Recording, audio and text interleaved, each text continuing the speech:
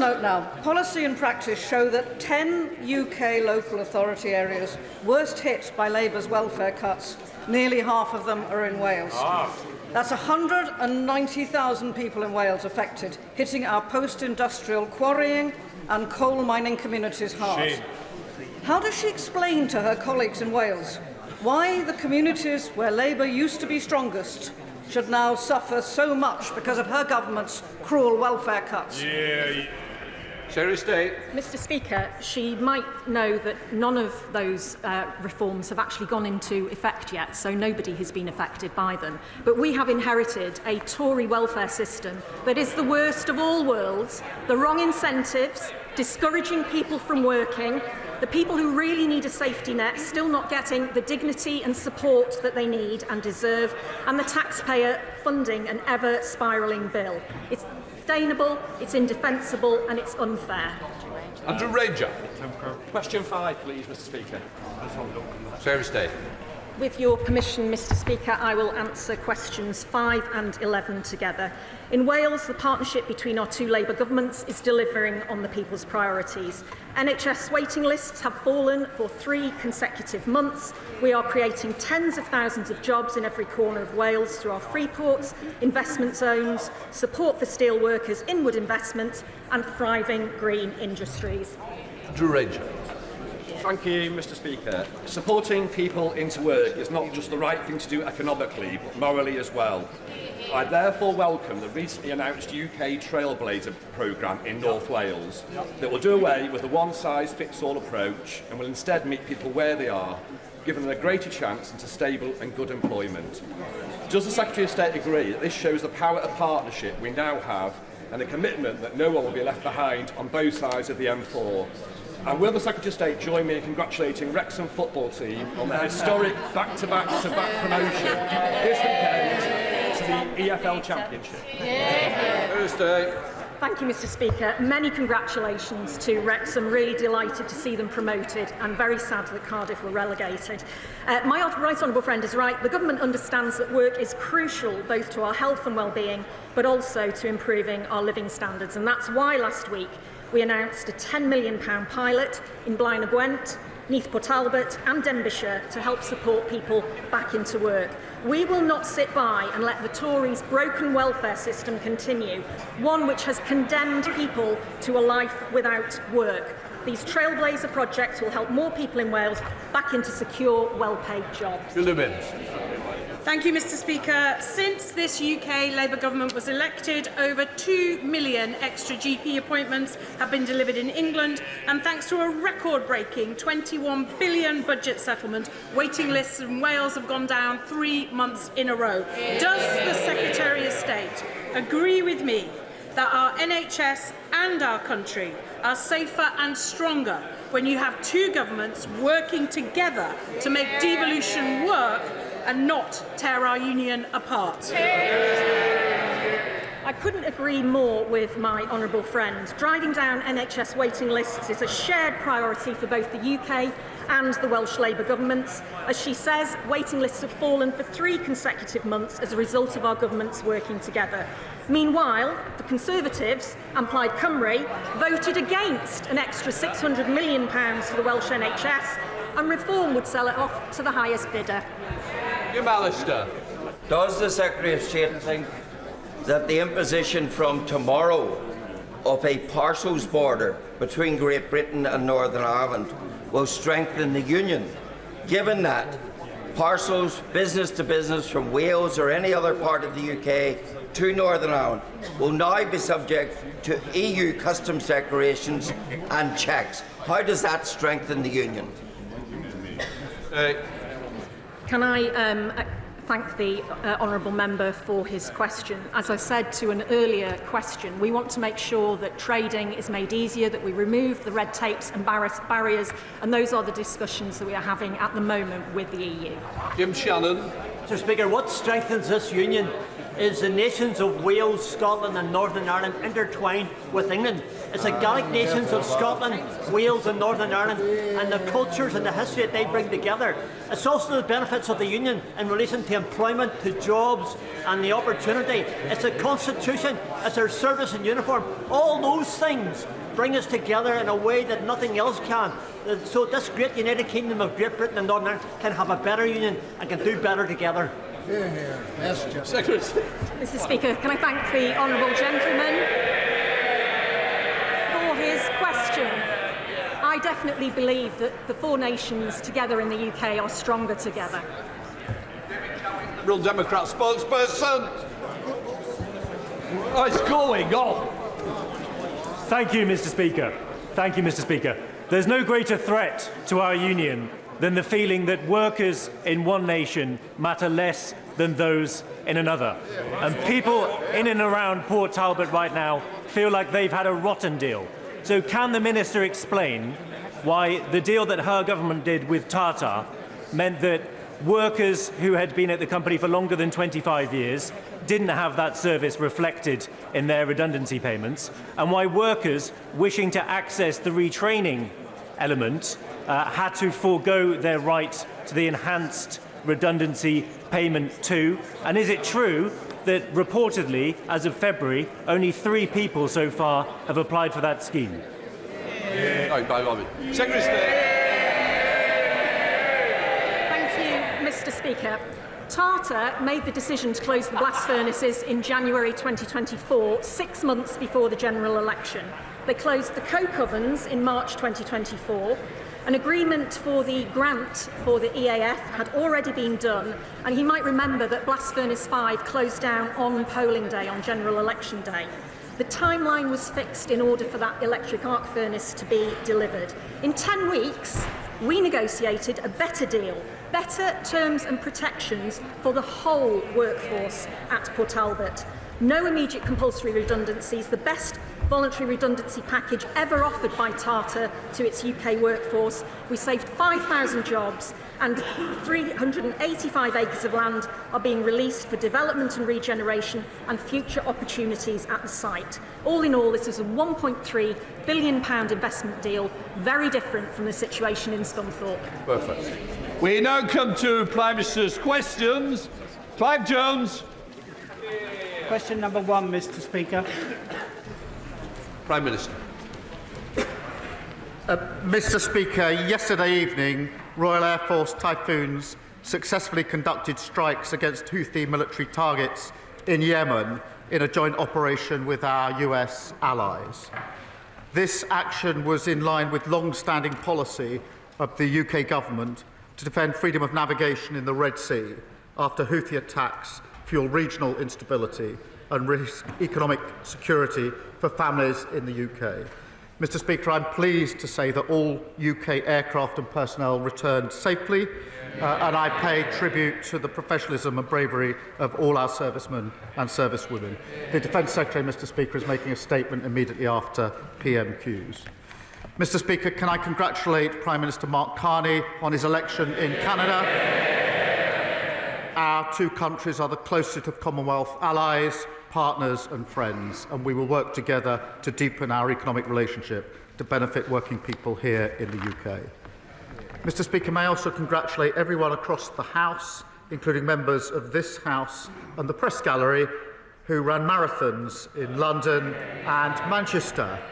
In particular, the Honourable Member for Gordon and Buchan for the fastest run of any female MP. And, of course, the Shadow Justice Secretary, who I'm reliably informed is still running.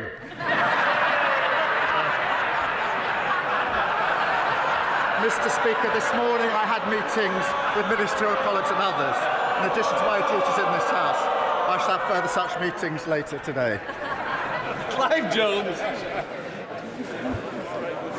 Thank you very much, Mr. Speaker. I'd like to associate myself with the remarks of the Prime Minister about the professionalism of our armed forces, and also congratulate Mark Carney on being elected as Prime Minister of Canada. And also everybody who took part in the London Marathon. Both my daughters have done it. It's something I can't do anymore. sadly. Later today, Mr Speaker, I'm introducing a bill to guarantee Parliament has the final say on any trade deal, including any agreement with President Trump. This isn't new. It's exactly what Labour promised to do in an official policy paper put forward in 2001. I'm asking this government to keep its promise. Currently, members of Parliament have no vote. They have no voice on trade deals. So, will the Prime Minister... Order. I think the Honourable... What, this is good. I think you're on a marathon yourself. I think the Prime Minister may have got a bit. Prime Minister!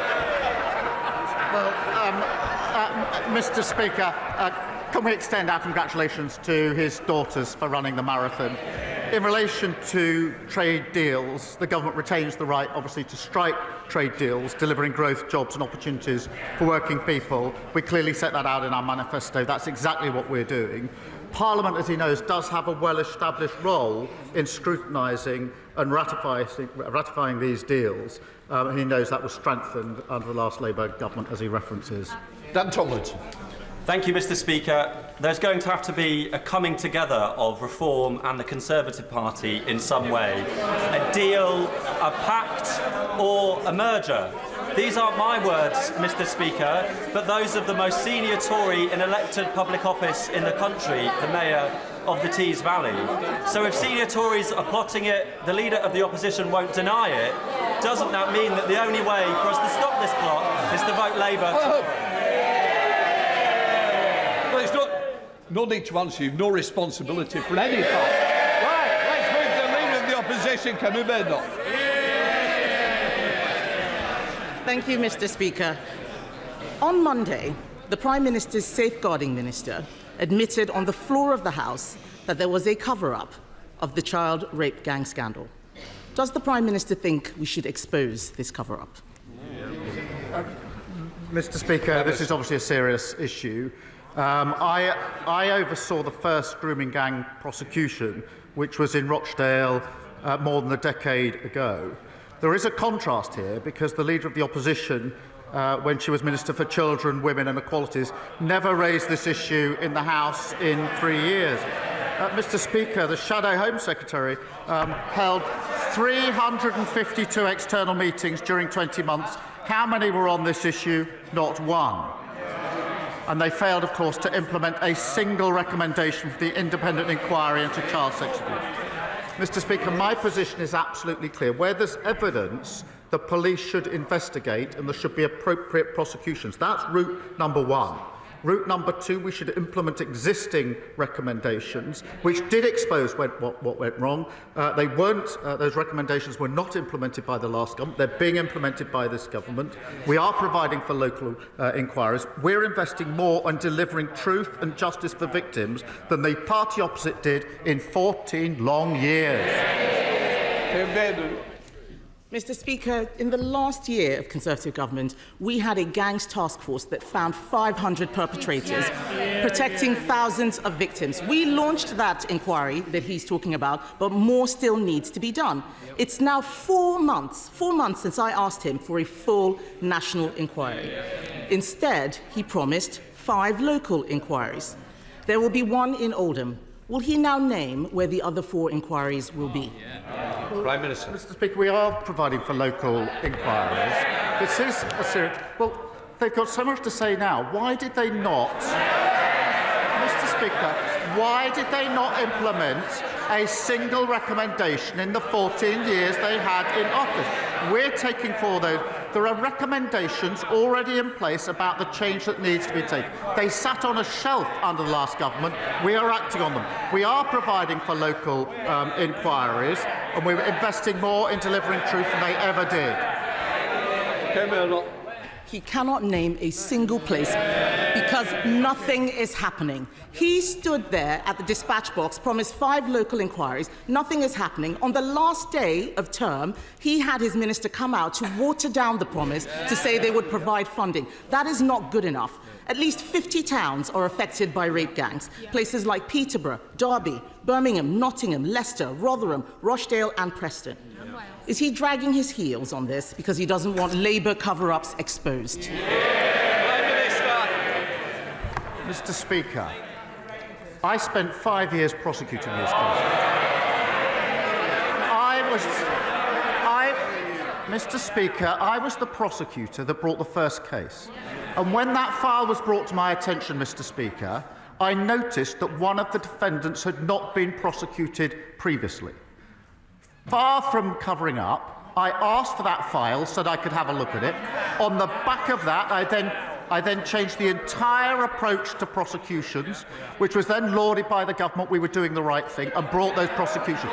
So my record was going after where I thought something had gone wrong and putting it right. She stayed silent throughout their years in government, and so did the entire front bench. Mr. Speaker, he's not the Director of Public Prosecutions anymore. He is the Prime Minister. People want to know what he is going to do now, not talk about what he did years ago. We are asking for a full national inquiry. Andy Burnham wants a national inquiry. He's not Conservative, he's Labour. Harriet Harman wants one. The member for Rotherham wants one. All of the victims I have met want a full national inquiry. He keeps talking about local inquiries, yet they have not got going. And they haven't got going because local authorities don't want to investigate themselves. Local inquiries cannot force witnesses to appear. Local inquiries can't force people to give evidence under oath. So why won't he have a national inquiry? Mr. Speaker, we've had a national inquiry.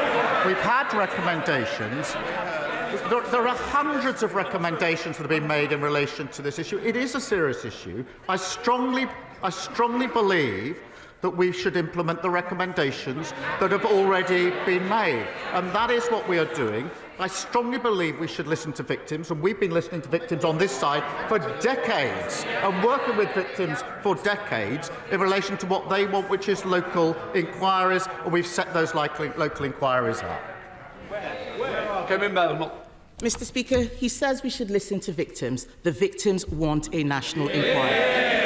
We haven't had a national inquiry. We had the child sex abuse inquiry, which Conservatives launched. There is still more to be done. It didn't cover this scandal in detail.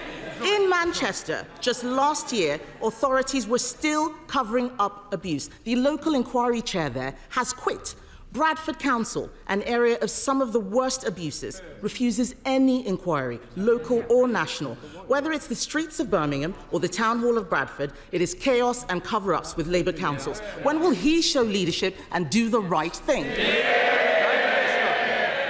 The right thing is to implement the recommendations that we've got, which is what they palpably failed to do in government. The right thing to do is to have the national inquiries that we need, which is what the victims want. The right thing to do is to invest in our criminal justice system so we can bring people to justice. They've absolutely collapsed the criminal justice system.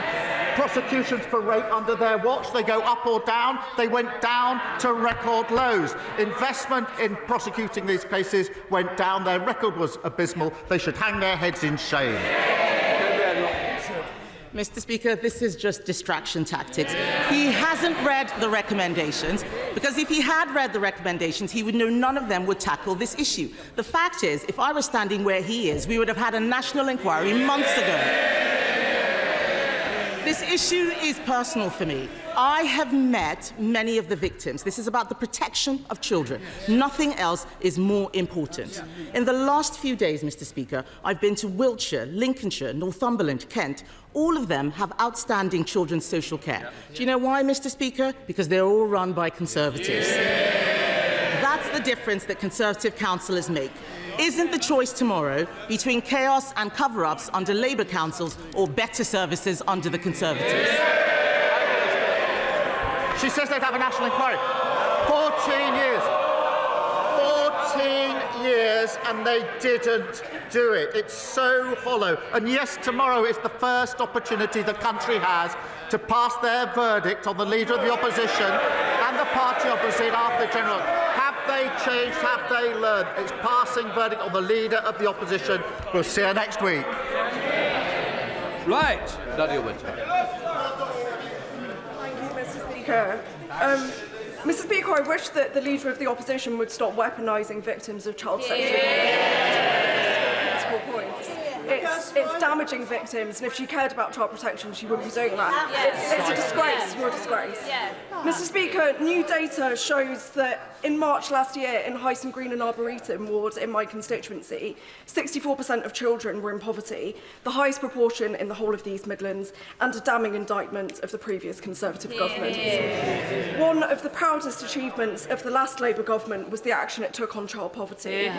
Can the Prime Minister confirm that this Labour government will do everything in its power to eliminate child poverty, and that its task force has not ruled out abolishing the two-child benefit limit, the single most cost-effective way to pull children out of poverty? Minister. Well, she's absolutely right to raise the disgraceful record of the previous government, which saw an extra 900,000 children in poverty. I'm proud of Labour's record in reducing child poverty, which is what we do in government, and the task force exploring every lever to reduce child poverty. Leader of the Liberal Democrats, Sir Edward Davey.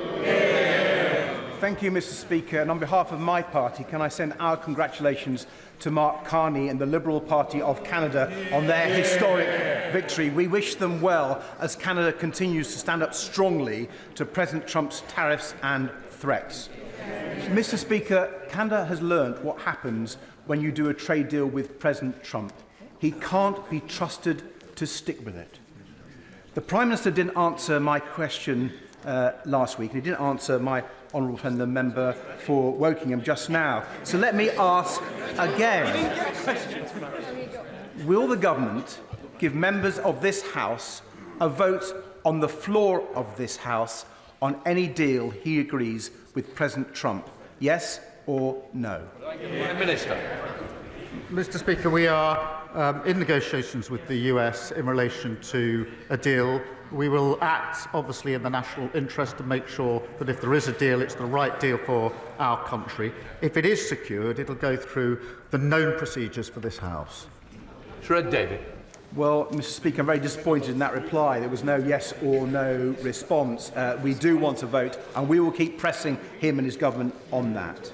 But turning to a domestic issue now, Mr. Speaker, my honourable friend, the member for Dorking and Hawley, has taken up the cause of Fiona Lascaris, whose autistic adult son, Christopher, was horrifically exploited and then murdered by a convicted criminal. As ITV News has reported, when Fiona tried to get a mental capacity assessment for her son, she was dismissed.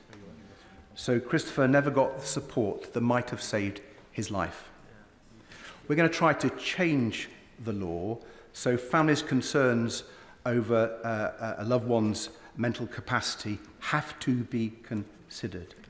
Will the Prime Minister give his personal backing to that change to stop another tragedy like Christopher's? Prime Minister.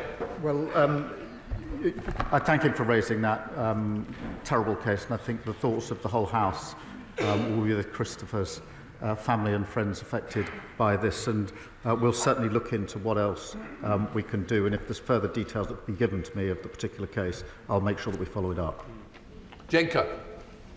Thank you, Mr. Speaker. I'd like to start by congratulating Truro City Football Club, who've gone from homelessness to league champions in one season. Yeah. In Cornwall, clean energy is a huge opportunity. We're fortunate to have vast natural resources, onshore, offshore winds, geothermal and tidal. We have a strategically vital port and a workforce ready to step up. I welcome that Falmouth Community Hospital will be getting new solar panels and benefiting from those first investments made by GB Energy. As we pursue our Clean Power Plan, will the Prime Minister confirm this is just the beginning of that investment in renewables in Cornwall? Can I add my congratulations to Truro? Clean energy investments are powering our plan for change, Mr. Speaker, and that's just the beginning. We'll go further. 200 schools and hundreds of NHS sites across the country will benefit from GB Energy's first solar projects, including Falmouth Community Hospital in my honourable friend's constituency. Hospitals will save, Mr. Speaker, £45,000 a year off their energy bills, with that money going back to the frontline services. That's the better future we're building, good for patients, good for jobs growth and our energy security. Nigel Farage. Thank you, Mr. Speaker. To date, so far this year, 10,000 young, undocumented males have illegally crossed the English Channel into our country. a 40% increase on this time last year, many coming from cultures that are somewhat alien to ours. They are being housed at a cost of many billions of pounds a year in hotels and increasingly in private rented homes. The effect on communities is one of a sense of deep unfairness, actually bordering on resentment. In Runcorn alone, there are 750 of these young men. Just in one. Is it not time to admit that Smash the Gangs was nothing more than an election slogan and not a policy? And isn't it time to declare a national emergency and to act accordingly? Prime Minister. Mr. Speaker, we are passing a borders bill with extensive powers to smash the gangs. These are terrorist-like powers that give powers to the police to intercept where they think the suspects are committing people smuggling, which is a vile trade. We must take back control of our borders after the last government lost control. But what did he and his party do? Did they support those extra measures to actually smash the gangs? No, they went in the lobby with this lot in their new coalition to vote against them. And let's be clear what a vote for his party means. It means a vote to charge for the NHS. It means a pro-Putin foreign policy and a vote against workers' rights. And now we hear, Mr. Speaker, he's recruited Liz Truss as his new top advisor, as he was cheering on the mini-budget. George Simons. Thank you, Mr. Speaker. For years, my constituents in Orrell have suffered from a lack of local health provision, but next month that will begin to change thanks to a new partnership that I built with our local NHS, Wigan Athletic and Wigan Warriors at a Centre for Excellence in Women's Sport. This will be a shining example of shifting healthcare from hospitals into communities. So can I urge the Prime Minister to continue with our plan for change and ignore the member for Clacton who, for decades, has pushed to dismantle our NHS so that my constituents must pay to see their doctor?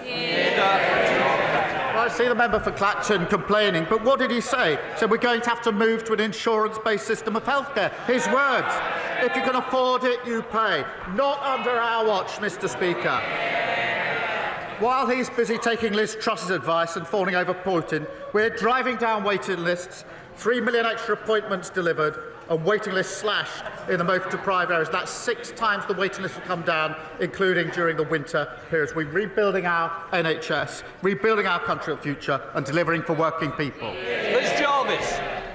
Thank you, Mr. Speaker. Just before Christmas, thousands of my constituents in Eastleigh were left without water after yet another incident involving Southern Water, the latest in a long series of issues, including outages and sewage dumping in our precious chalk stream, the River Itchen. Yet this month, my constituents face water bill hikes of 47%. Does the Prime Minister understand why my constituents are so angry about this? And what reassurances can he give my constituents that Southern Water and Ofwat will be held to account? Prime Minister. I thank her for raising this, and the party opposite should apologise to her constituents for allowing record sewage into our waterways. Our Water Act will clean up our rivers, lakes and seas.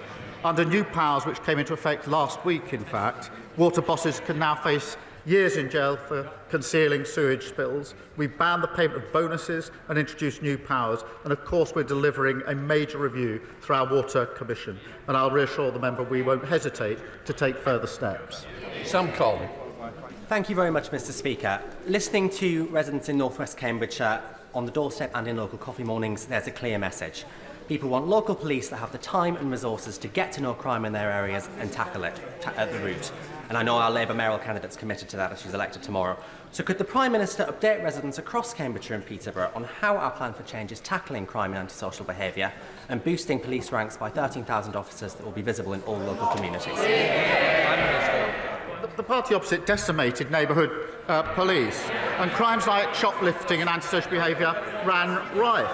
I can tell him what we're doing through the plan for change: extra police officers, extra PCSOs and more special constables. On top of that, Mr. Speaker, a named officer for every community and more teams out in our town centres on Friday and Saturday nights. That's what you get with a Labour mayor working with a Labour government to deliver change for Cambridgeshire and Peterborough. Josh Babrin. Thank you, Mr. Speaker. Eastbourne War veteran Staff Sergeant Pauline Cole is a veteran who sustained injuries while serving our country. She was awarded military compensation. But because military compensation is currently considered income by this government, her pension credit has been cut from £77 a week to just £11 a week. We've met with the relevant minister to try to address this to no avail. So I want to ask the Prime Minister, with the anniversary, the 80th anniversary of VE Day just next week, will he meet with Pauline, who's in the gallery, and I, to address this injustice and to ensure that no veteran is penalised for serving our country? Prime Minister.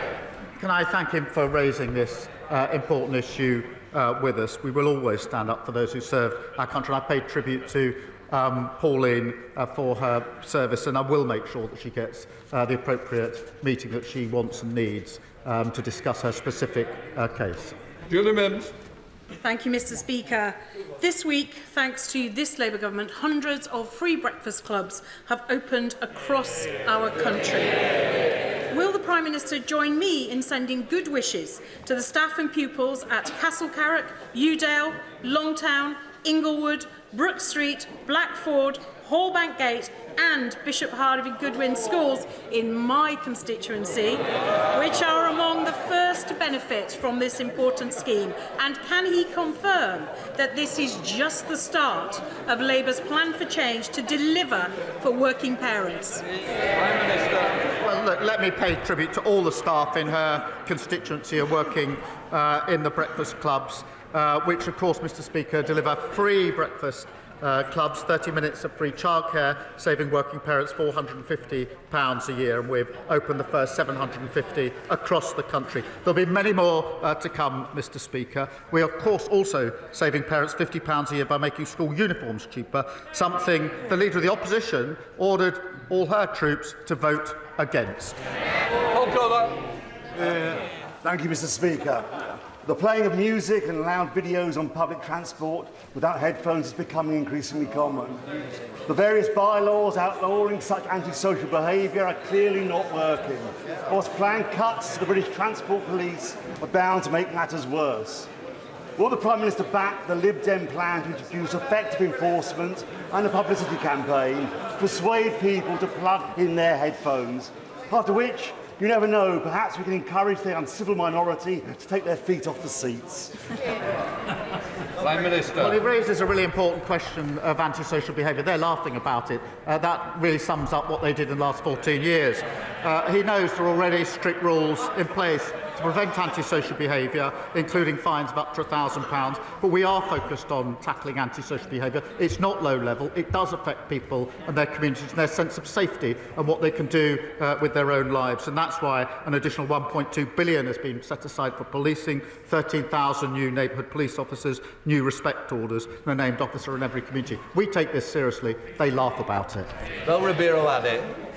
Mr. Speaker, rent in my constituency is becoming exceedingly unaffordable, with the ONS's most recent data estimating that the average price of rents have risen by over 10% in the last year, whilst average wages haven't risen at the same level. And I know several metro mayors are calling for the power to control rents in their region to help tackle the issue, and the steps in the Renters' Rights Bill to cap market rents at the market rate are positive. But as landlords are the ones setting the market rates, renters in my constituency are fearful that this won't be enough to protect them from rising rents. So can the Prime Minister tell me what steps this government is taking to bring down rental prices? Prime Minister. She's absolutely right to raise this important issue. Communities across the country are facing the consequences of the utter failure of the party opposite to build enough homes. Our Renters' Right Bill improves the system for 11 million private renters, blocking demands for multiple months of rent in advance, and finally abolishing no-fault evictions, something they said they'd do over and over again, and as usual, never got round to doing. Mr. Speaker, that's backed up by major planning reforms, our New Homes Accelerator, and £600 million to deliver 300,000 homes in London, part of our 1.5 million homes we'll build across the country that are desperately needed. Sir Bernard.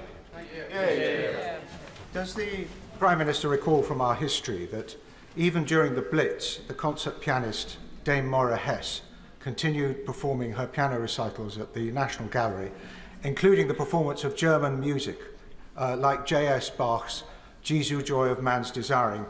As a trustee of the Parliament Choir and as a singer, can I ask him to lend his support to Parliament's own VE Day celebration, which will be next Wednesday evening in Westminster Hall, when we will perform in the presence of His Royal Highness the Duke of Kent and both speakers of both houses, not only that Bach chorale, but the music of our other allies, and of course some British music too. Tickets are still available. Prime Minister. Can I wish him the very best of luck? It will be a fantastic event, and it's just one of the many important celebrations that that are taking place to commemorate VE Day. I would encourage the whole House to buy those remaining tickets to go along and attend the concert, which I think is in Westminster Hall, as well as the many street parties and other events that will be across the country. And I look forward to paying my own tributes on VE Day, but I wish him luck.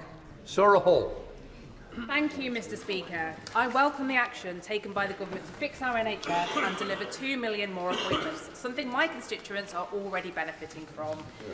Together with Warrington and Halton NHS Trust, I recently submitted a ready-to-go proposal for a new urgent treatment centre and outpatients facility in Warrington. Warrington has over 200,000 residents and no urgent treatment centre. The proposal would reduce A&E waiting times and deliver 100,000 appointments every year. Will the Prime Minister or Health Secretary agree to meet with me and local health partners to discuss this transformational project? Prime Minister. Well, I'm happy to make sure that my honourable friend meets the Health Secretary. Mr. Speaker, we have got waiting lists down for 6 months now in a row, delivering 3 million extra appointments. The Further Faster 20 programme is doubling the rate at which waiting lists are falling, including in her trust. And of course, earlier this week, we froze prescription charges at under £10. There's a lot that's been done, a lot more to do, but our plan for change is working, getting the NHS back on its feet. Leila Moran. Mr. Speaker, the non-disclosure agreement was entirely one-sided, gagging me, but not the men or the execs involved. It covered not just business matters, but everything painful I'd endured. I ended up in hospital. These are the words of a victim who suffered intolerable sexual misconduct in her workplace. Does the Prime Minister agree with me and members across this House that the misuse of NDAs in cases like this are totally unacceptable? And if so, will he help us in amending the Employment Rights Bill going through the Lords now to stop this pervasive practice once and for all? Prime Minister. She's right to highlight the misuse of NDAs, and I don't think anybody would countenance the misuse of NDAs, particularly in a case as serious as the one that she cited, which is why we're looking whatever we can do to make sure they're not misused. Thank you, Mr. Speaker. After 14 years of a Conservative government who let fly tipping increase to record levels across the country, my constituents in Ealing Southall will welcome the Prime Minister's announcement today that fly tippers will now face tough action, new technology for enforcement and up to 5 years in prison. Could the Prime Minister set out what other steps he is taking to help councils tackle fly tipping and the difference this will make to communities like Ealing Southall? Thank you for raising this issue. Under the last government, we saw 1 million incidents of fly tipping. Under Conservative councils, we see enforcement down and fly tipping up.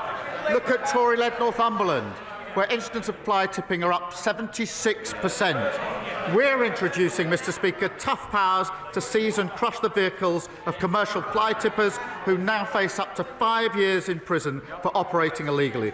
That's a Labour government clearing up the mess left by the party opposite. Thank you, Mr. Speaker. Prime Minister. A week tomorrow, the whole nation will come together to commemorate VE Day. Those who fought in World War II, including my own father, would often attest that no one did more to maintain their morale in adversity than Dame Vera Lynn, the force's sweetheart. A doughty band of campaigners for several years have been trying to create a national memorial in her honour. I'm pleased to tell the House they now have a stunning design. They have a site appropriately at Dover, and they've already raised over 3/4 of the funding that they would need. So at this very special time, would the Prime Minister lend his support in principle to this noble endeavour? Would he be prepared to accept a personal briefing on the campaign, in which case I suspect that he and I will meet again?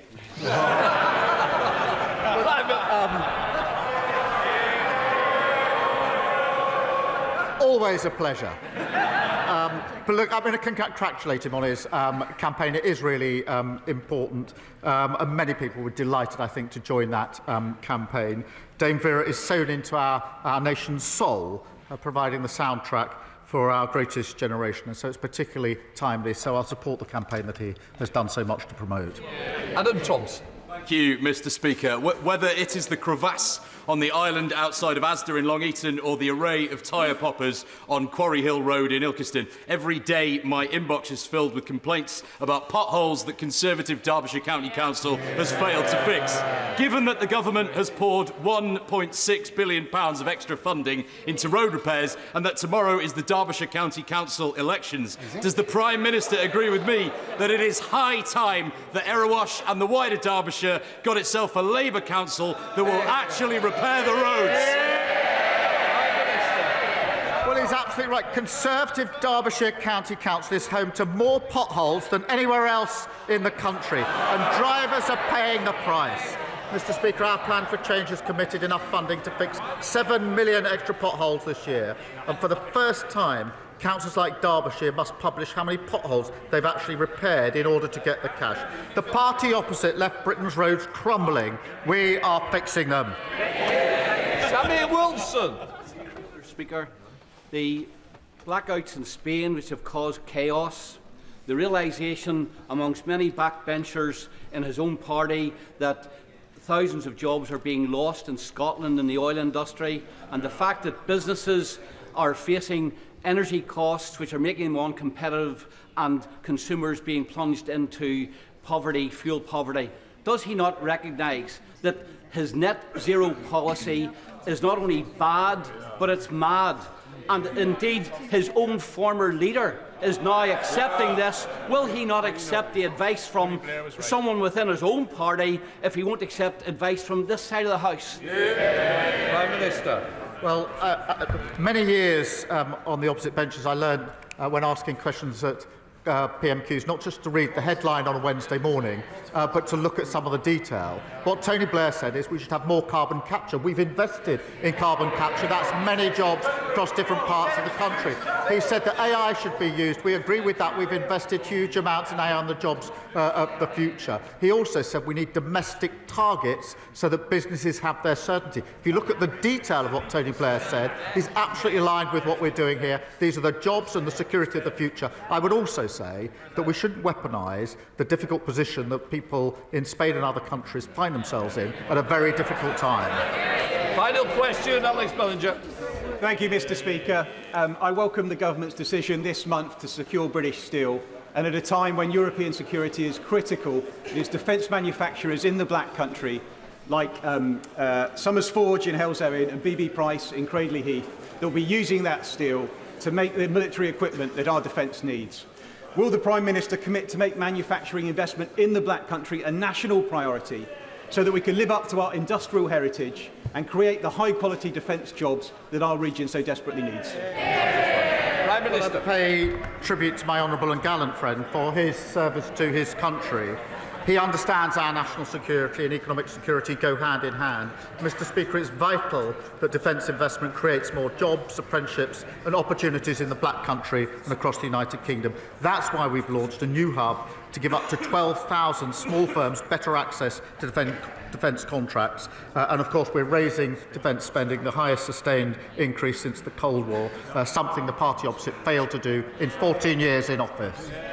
Right, we'll let the front bench change over.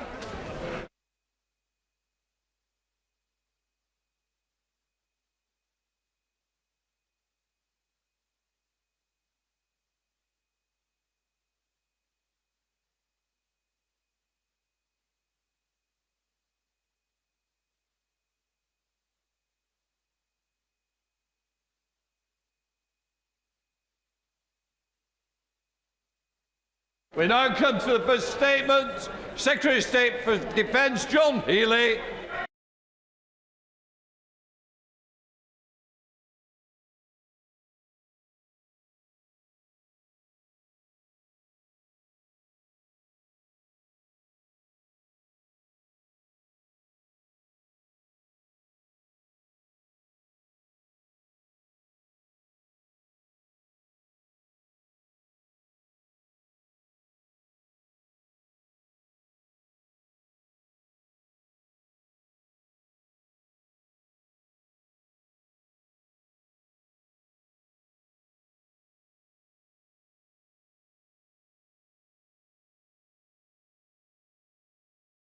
Used in the Red Sea and in the Gulf of Aden.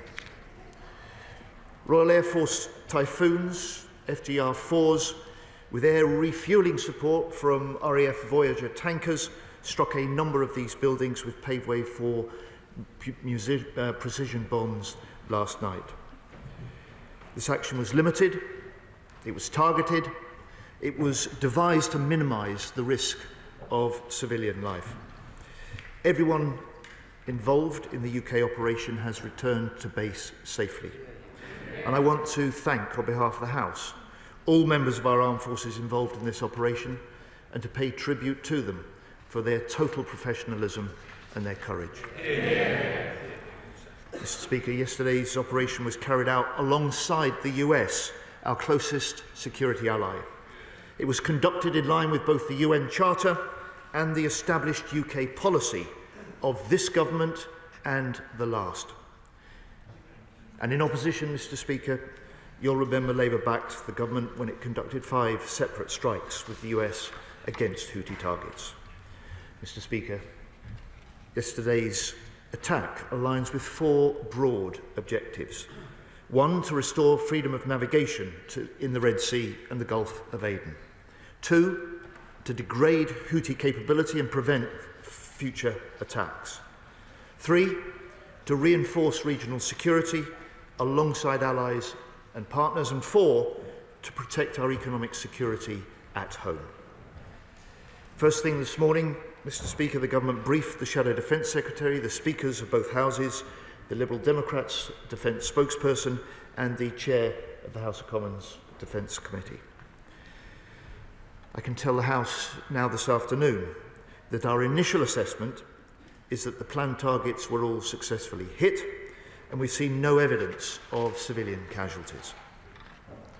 Mr. Speaker, since November 2023, the Houthis have waged a campaign of aggression against international shipping in the Red Sea. To date, there have been over 320 attacks. These attacks are illegal, they're deadly, and we totally condemn them. Maritime routes have been disrupted, sailors have been killed, commercial ships have been hit and sunk.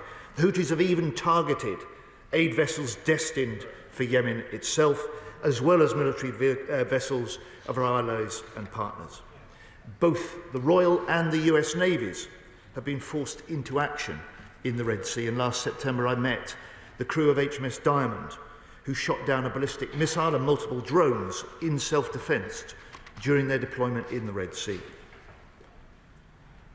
Make no mistake, the Houthis act as an agent of instability across the region.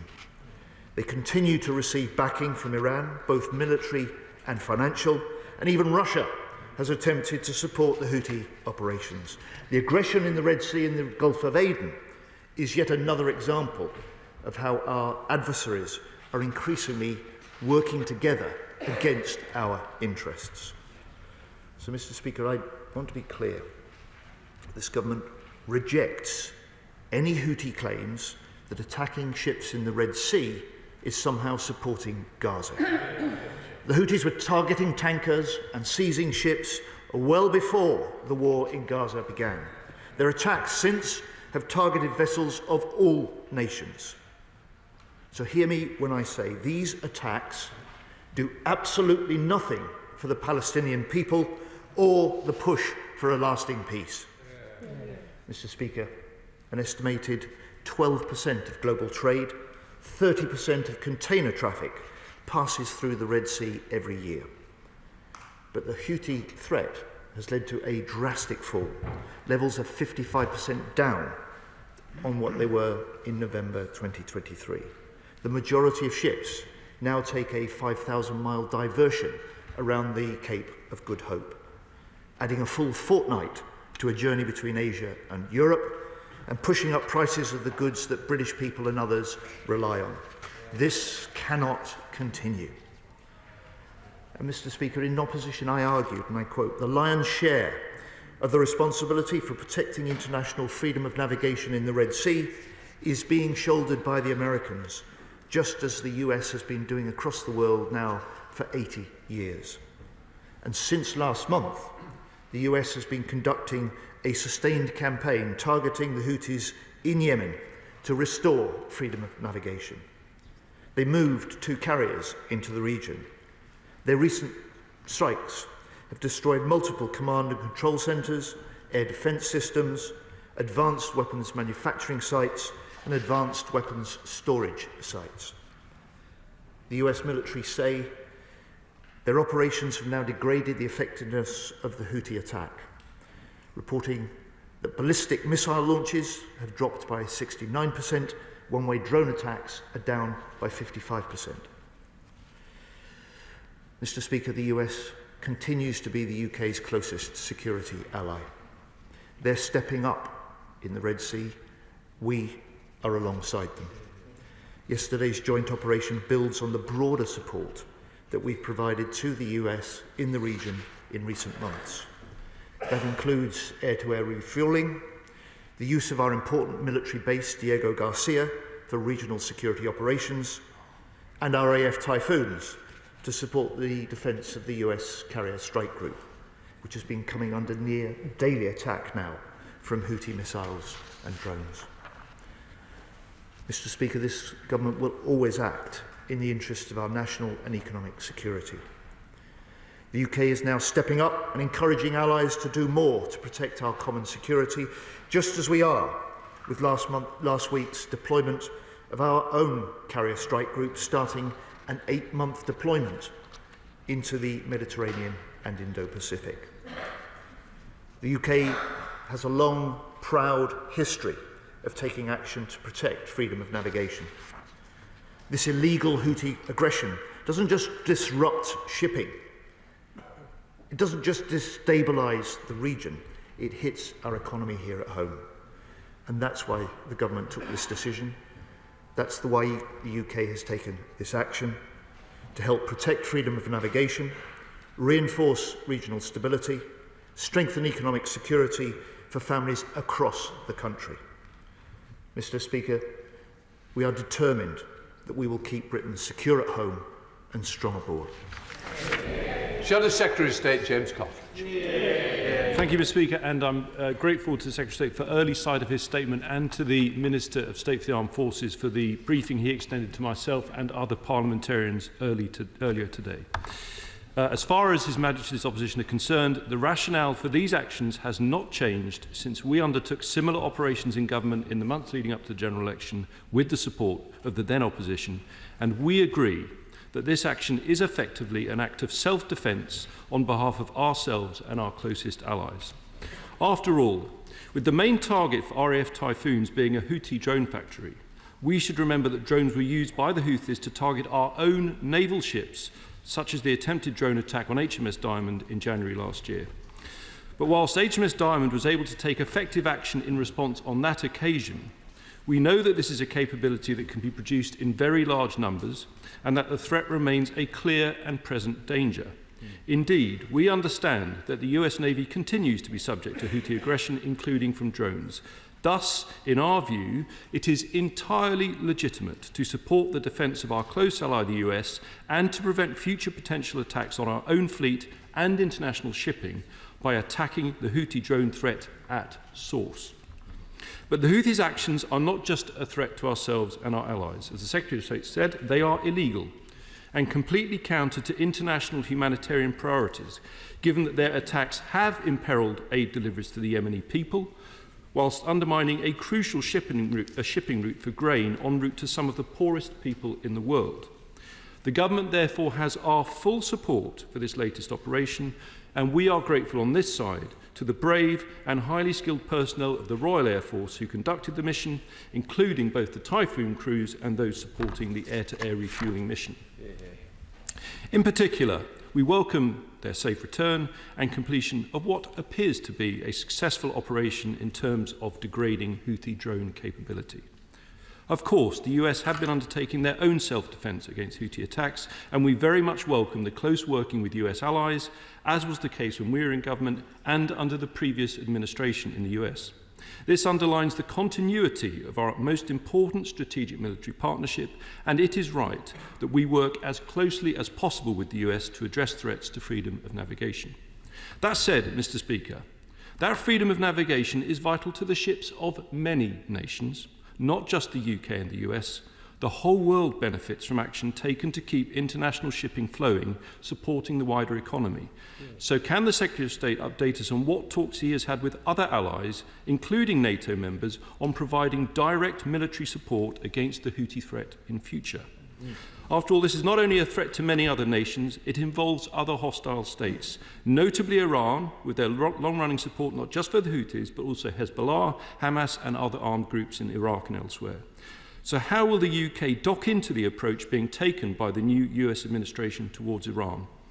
The Secretary of State also referred to Russian involvement. Can he confirm reports that the Houthis have received targeting assistance with potential ballistic missile attacks from Russia? And does this not show why supporting Ukraine against Russia is about a much wider strategic picture that directly threatens the United Kingdom?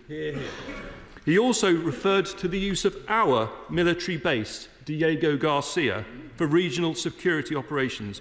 Well, soon it will not be ours, Mr. Speaker. And doesn't this kind of action show why surrendering its sovereignty is so reckless?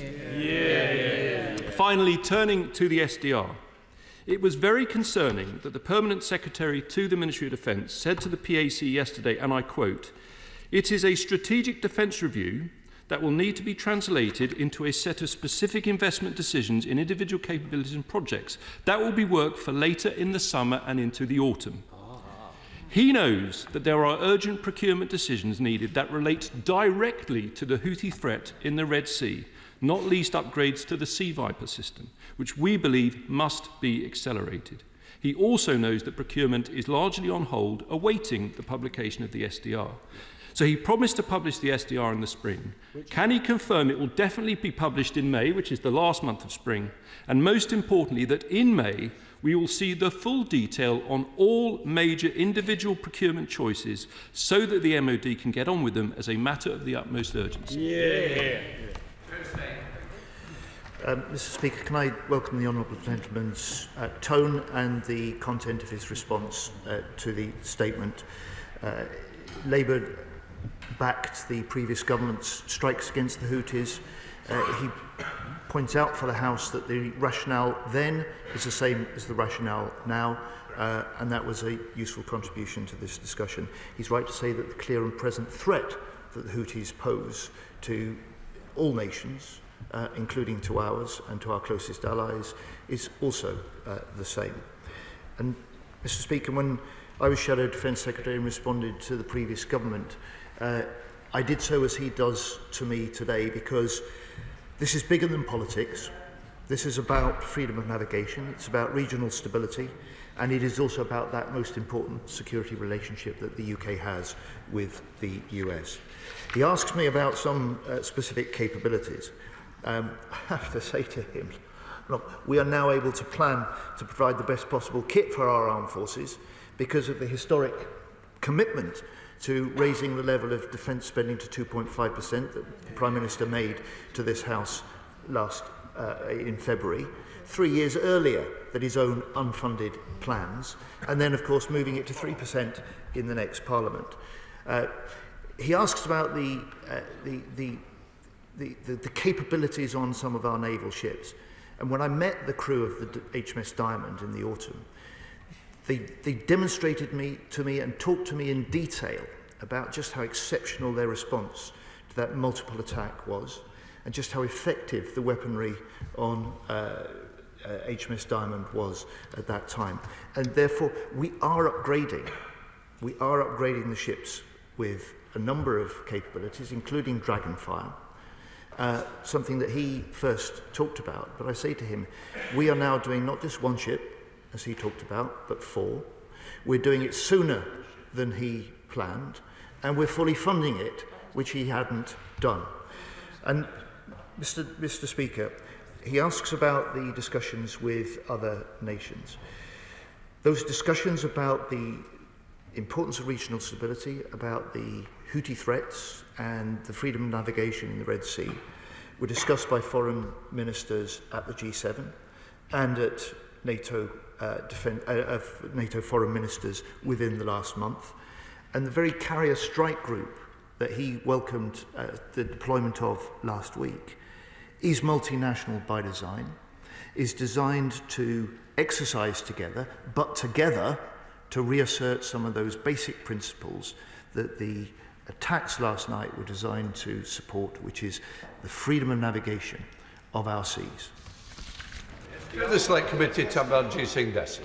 Very much, Mr. Speaker. I am grateful to the Secretary of State for his statement, and indeed the Minister for the Armed Forces for his in-person briefing beforehand. I am also glad that our brave service personnel involved in yesterday's strike have returned home safely, and that the Precision Sovereign strike has destroyed the drone factory with no civilian casualties. I agree with the Secretary of State that Houthi attacks since 2023 have tragically killed innocent merchant mariners, led to a shocking 55% drop in shipping through the Red Sea, costing billions, fueled regional instability, and has exacerbated the cost of living crisis here in the UK and across the globe. But how confident is my right honourable friend, based on current intelligence, that after yesterday's strike, that there will be freedom of navigation and that there will be no further loss of life because of the Houthis?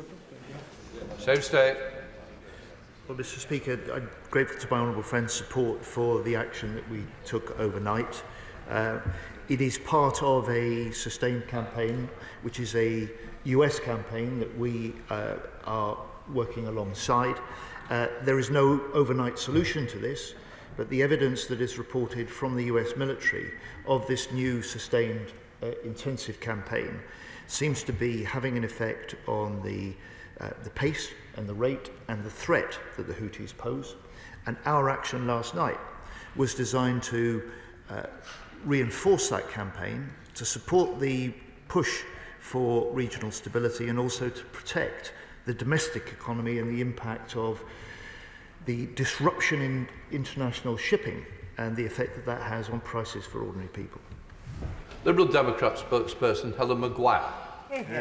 Thank you, Mr. Speaker, and thank you to the Secretary of State for advance sight of his statement and for the briefing from the Minister for the Armed Forces earlier today.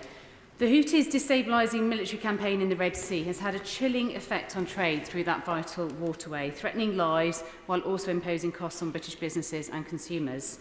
The Houthis cannot be allowed to act with impunity and hold the global economy to ransom by restricting freedom of navigation. It's important that their military capabilities are degraded to ensure that trade can flow freely, and that's why we on these benches support the case for limited strikes, and we thank the service personnel involved for their bravery and are pleased that they have returned home safely. It's vital, though, that we fully understand the operational goals behind the mission, as well as the intelligence planning and coordination of the strikes. So can the Minister outline to the House why the Government has chosen on this occasion to join the US forces in a joint strike rather than on previous similar missions? The recent leaks from President Trump's cabinet, also pertaining to military action in Yemen against the Houthis, raises concerning questions about how secure US intelligence is and the possible impact on British service personnel. In light of those leaks, can the Minister reassure us that intelligence sharing with the US is completely secure, and whether the Government has undertaken an assessment of the security of our intelligence sharing networks with the US? I was reassured to hear from the Minister that the Government does not have evidence of any loss of civilian life. So can the Minister update the House on what steps were taken ahead of the mission in an effort to minimise civilian casualties? Mr. Speaker, I neglected to respond to the honourable gentleman on the SDR, and just would say to him, when the SDR is published in the spring, then he will have all his questions answered. And to the honourable lady, I welcome her recognition of the importance of degrading military capabilities of the Houthis. I welcome her support for the action that we took last night. I say to her with confidence and reassurance that our own UK intelligence, our own UK communication systems remain secure. And in response to her question about why now, first of all, it is action and a decision that we took that is in line with long-established policy, UK policy and the UN Charter. Secondly, it is a reflection of the fact that the US, as I've reported to the House, is stepping up, and we as a close ally are alongside them in this action. And third, it is to protect our economy at home, because the majority of the shipping in this busiest of international sea routes has this big detour that pushes up prices, so that it has a direct impact, not just on our security interests, but on our economic interests in Britain. And that's why we're acting. Emily Thom. Thank you very much, Mr.